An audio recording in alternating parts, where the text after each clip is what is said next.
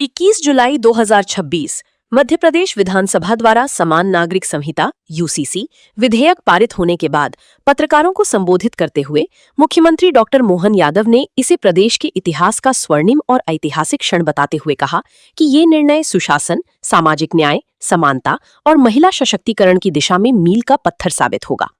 उन्होंने प्रदेशवासियों को इस महत्वपूर्ण उपलब्धि पर हार्दिक बधाई देते हुए कहा कि ये कानून सभी नागरिकों के लिए समान अधिकार और समान दायित्व की भावना को और मजबूत करेगा।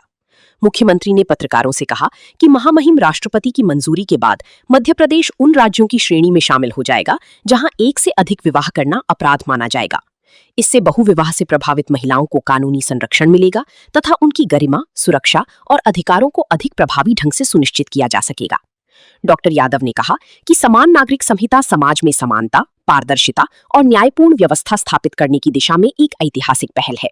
ये कानून महिलाओं, बच्चों और परिवार संस्था को मजबूती प्रदान करेगा तथा संविधान की समानता और न्याय की भावना को धरातल पर साकार करेगा।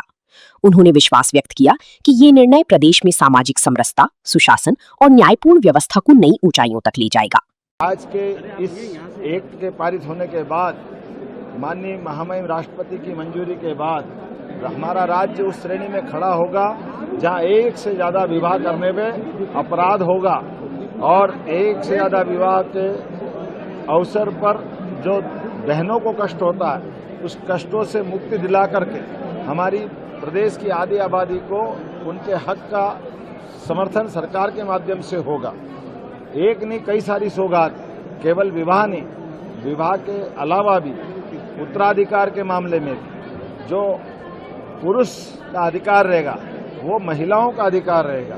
इसी प्रकार से दत्तक पुत्र से लगा करके सभी प्रकार के जीवन के जो अधिकार हैं वो अधिकार समान रूप से लागू किए जाएंगे। लिविंग रिलेशन में भी 1 महीने से कम समय में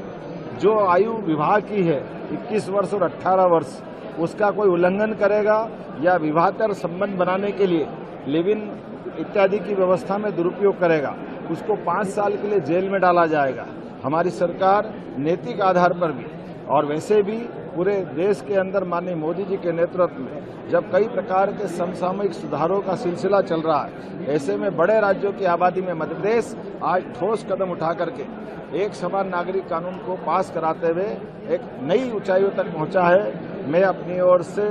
आज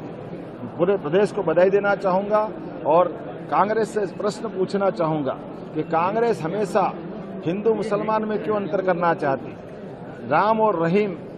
दोनों को हम अगर एक चश्मे से देखना चाहते हैं तो दोनों में भेदभाव क्यों होना चाहिए? हम सब भारत माँ के लाल, भेदभाव का कहाँ सवाल? दोनों भाई भाई के बीच लड़ाने का काम कांग्रेस ने वर्षों तक किया है और वर्षों के उस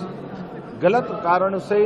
भारत के अंदर अतीत के काल में जब आज़ादी मिली तो देश का बंटवारा कांग्रेस की इसी गलत मानसिकता के कारण से हुआ है। मध्य प्रदेश की धरती पर भी ये जो गलत कानून बनाने की, खास करके विदेशी शासन पद्धति के आधार पर शासन चलाने की जो भूमिका जगदीशपुर को इस्लामपुर बना करके की गई थी, उस धरती पर ही हमारी कैबिनेट ने निर्णय किया कि शरिया कानून के बजाय एक समान कानून लगना चाहिए। मुझे इस बात की प्रसन्नता है आज मध्य प्रदेश की विधानसभा ने एक समान कानून लगा करके क्या हिंदू क्या मुसलमान सबके जीवन में बेहतरी का अवसर मिलना चाहिए।